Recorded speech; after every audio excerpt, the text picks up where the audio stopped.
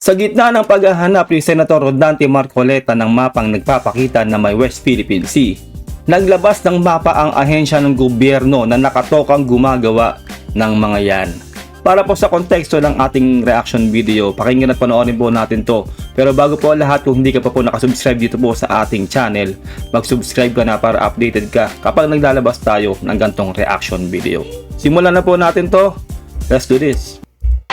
Sa gitna ng paghahanap ni Senador Rodante Marcoleta ng mapang nagpapakita na may West Philippine Sea, naglabas ng mapa ang ahensya ng gobyerno na nakatokang gumawa ng mga yan. Pati mga coordinate na hinahanap ni Marcoleta na ipasa na sa isang international body noon pang 2009. Aray ko, 2009 pa pala na ipasa sa international body o sa international law. Ito na po talaga, game over na. Pakinggan pa po natin, panoorin. Nakatutok si Joseph Morong. Hinanap muli ni Senador Rodante Marcoleta ang mapang nagpapakita ng West Philippine Sea na tatanggapin ng buong mundo. Kung meron aniya ay dapat itong isumite sa United Nations kasama mga coordinates at mga hangganan para kilalanin ng ibang bansa. Tinatanong ko lang na nasaan ba ako yung talagang West Philippine Sea? Bakit nung dinrowing niyo hindi niyo sinama yung Kalayaan Island Group? Pagkatapos sasabihin niyo, ako ang gustong maghiwalay ng Kalayaan Island. Ang problema kasi, talagang sinabi niya kasi yon, kahit na anong pilit niya na hindi niya ganun yung pagkakasabi niya. Sinabi talaga niya, let's give up, di ba? The KIG, para mas madali. Di ba? Yun po talaga sinabi niya eh. Di ba? Kahit anong balibaliktad natin doon, yun po talaga yung translation nun. Kalayaan Island Group. Pagkatapos sasabihin niyo, ako ang gustong maghiwalay ng Kalayaan Island. Ipinakita ng National Mapping and Resource Information Authority o NAMRIA ang Philippine Administrative Map. Dito nakasulat sa katubigan sa silangan ng bansa ang pangalang West Philippine Sea. Ayun na nga, eto na, naglabas na po ang NAMRIA ng mapa ng meron pong West Philippine Sea. Para po sa mga hindi po nakakaalam, ito po ang definisyon ng NAMRIA. Tingnan po natin dito. Ito po ang definisyon ng NAMRIA. NAMRIA stands for National Mapping and Resource Information Authority. Ito ay isang ahensya ng gobyerno ng Pilipinas na responsable sa pagpapagawa at pag-update ng official maps ng bansa, hydrographic surveys, pagmamapa ng karagatan at katubigan, geographic at land information, satellite data at geospatial information. Ang NAMRIA ay nasa ilalim ng Department of Environment and Natural Resources o DENR. Malaki ang papel nito sa usapin ng teritoryo ng Pilipinas, lalo na sa West Philippine Sea, dahil sila ang gumagawa ng opisyal na mapa ng Pilipinas. Yan po, maliwanag po yan. Yung pagkakasabi po dito para po nalaman nyo ang definisyon o trabaho ng NAMRIA. Nasa silangan naman ng Palawan ang Kalayaan Group of Islands, kung nasaan ang Pag-asa Island kung saan nakilala ko ang ilan sa mga 500 residente ng isla. Ayan po, legit. Nasa mapa po ang KIG, ang Kalayaan Island Group. Parang masasabi po talaga natin dito na talagang medyo kinukulang po sa research ang research team ni Senator Marcoleta. Kasi po yan po yung pinipilit niya talaga noon pa. Na nasaan yung mapa ng West Philippine Sea, yung KIG, bakit wala daw sa mapa. Pero ito na po, kitang-kita po natin sa mapa na inilabas ng NAMRIA noong 2009 pa po pala yan. In-issue o talagang ipinasa doon sa international, Talagang meron po pala talaga. Kumbaga, wala na po siyang pwedeng ipilit pa dito. Kumbaga, masasabi na nga po natin na dapat wala na po talagang debate. Dahil alam niya na po mangyayari pag nagkaroon pa ng debate. Meron na pong nilabas ng NAMRIA ng mapa na to na matagal na po palang nag-e-exist yan. So, alam nyo na.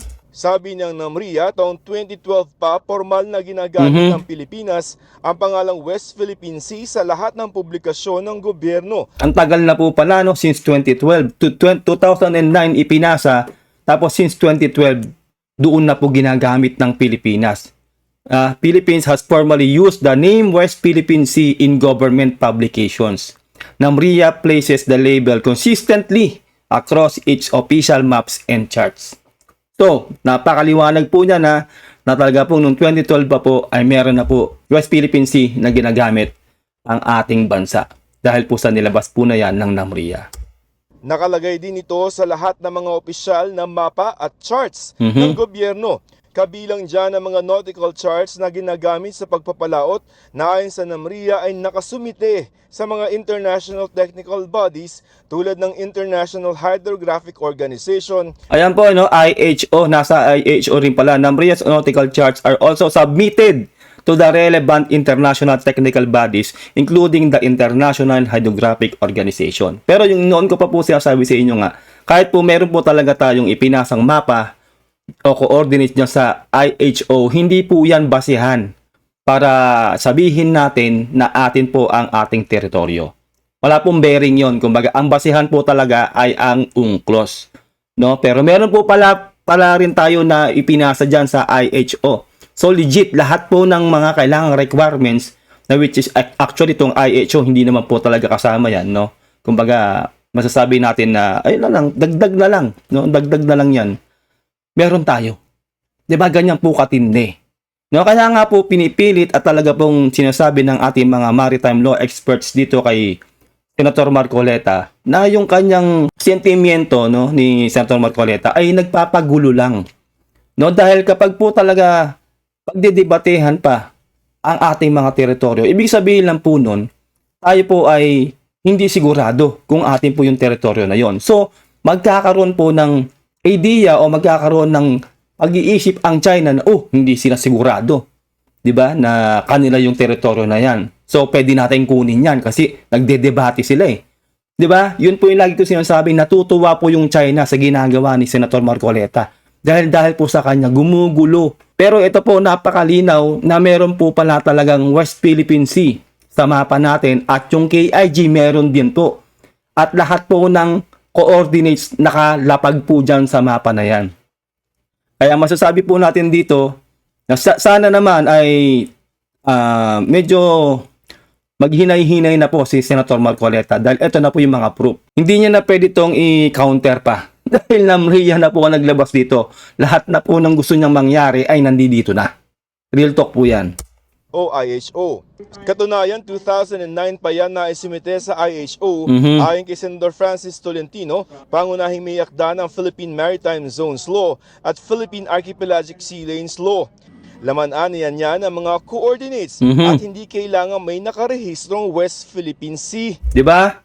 Napakaliwanag po, hindi po talaga kailangan may nakarehistro.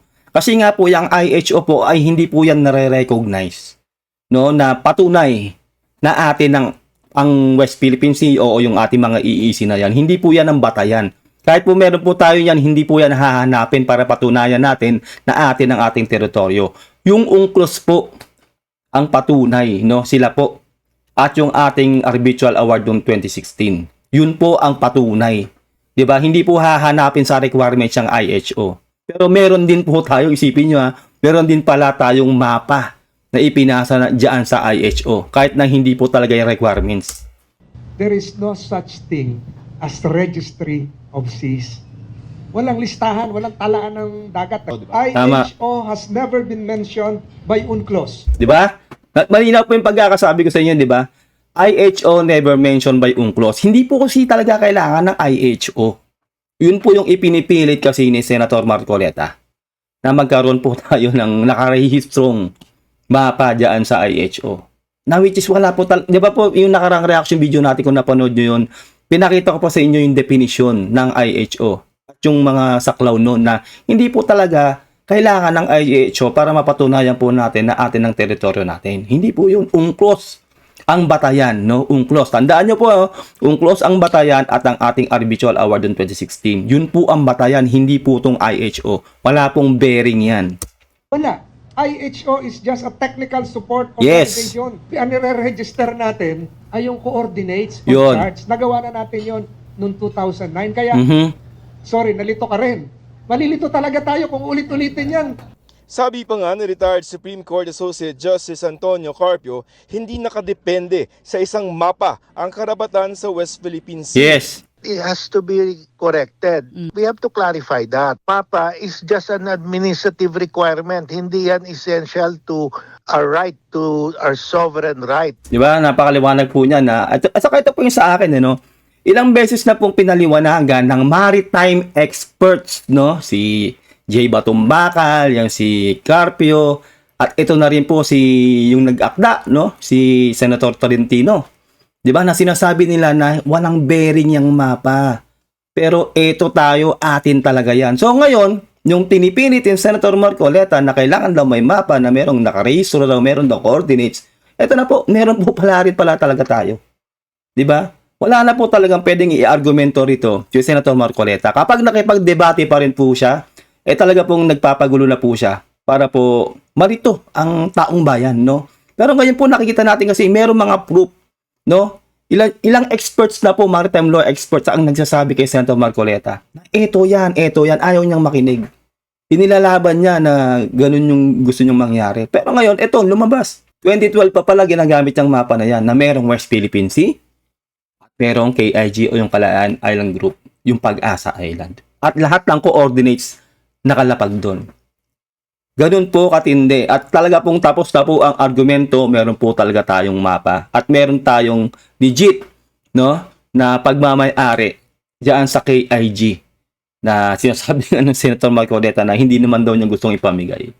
No? Nasa mapa po natin yung Kalayaan Island Group. Saludo po sa lahat po ng nasa Kalayaan Island Group na talaga pong pinaglalaban po nila ang kanilang karapatan dyan. No? Dahil po talagang nasaktan po sila sa sinabi na to ni Senator Marcoleta na i-give up ang KIG. At ang paulit-ulit na pagkwestiyon sa West Philippine Sea tila paraan lamang umano para guluhin ang Yes. utak ng publiko. We have Yun talaga yun eh, 'di ba? Pag paulit-ulit mong kine-question kung atin ba talaga yung KIG, kung wala naman sa mapa yung West Philippine Sea, 'di ba? Nagugulo ang mga utak ng mga mamamayang Pilipino, no? Kaya nga like ko sinasabi sa inyo, pagdating sa ating teritoryo o sa mismong Pilipinas, kung Pilipino ka, kahit ano pa pong political kahit puti, brown, rainbow ka, 'di ba? Pink, whatever. Dapat nakasentro tayo, atin ang West Philippine Sea, atin lahat ng teritoryo natin yan. Kasi po, wala naman po tayong inaangkin na hindi atin. Legit po, atin po yung mga yan. 'Di ba? Nire-recognize ng UNCLOS at ng international law at inaward pa po sa atin noong 2016 sa Arbitral Tribunal. Legit pong atin yan. At ngayon po, lumabas nga po itong mapa ng NAMRIA, legit po talaga na atin. No, wala na pong pwedeng pagdebatehan, atin po talaga. Philippine Sea tila paraan lamang umano para guluhin ang utak ng publiko. we have won the lawfare. Law warfare, panalo tayo. Yes. Batas natin, sangayon sa UNCLOS, nahal tayo sa arbitral ruling. Dito tayo ngayon, ginigiba doon sa sinasabi mo, doon sa misinformation. Yes, dun talaga yung misinformation, Kaya, ito rin po, dito po sa channel natin, inahayag natin ang katotohanan. Talaga pong sinasabi natin dito at pinapakita ko po sa inyo yung mga definition, yung ano bang ebidensya, ano bang palita yan, ito po talaga. Wala pong fake news, di ba? Kasi po, hindi po tayo pwede maglabas ng fake news pagdating po sa ating teritoryo dahil magbabackfire po sa atin yan. Di ba? Ang dami na po nagsasabi, Si Jay Tariela, si Batumbakal, si Carpio, si Tolentino. Ang dami na po nagpapatunay na atin po ang KIG at atin ang West Philippine Sea. Na wala tayong dapat ipamigay dyan. Kaya po yung misinformation, yun po ang pwedeng nakakagulo rin para maguluhan ang iba pong mga kapwa natin Pilipino na hindi po masyadong iniintindi yung nangyayari. Yung iba po kasi kung ano na lang marinig nila o sabihin ng idol nila na yun na po yung paniniwalaan nila. Hindi po ganun eh. Atin po talaga yan. Meron po tayong proof. Ito na nga po. Nilalahad po natin dito sa ating reaction video.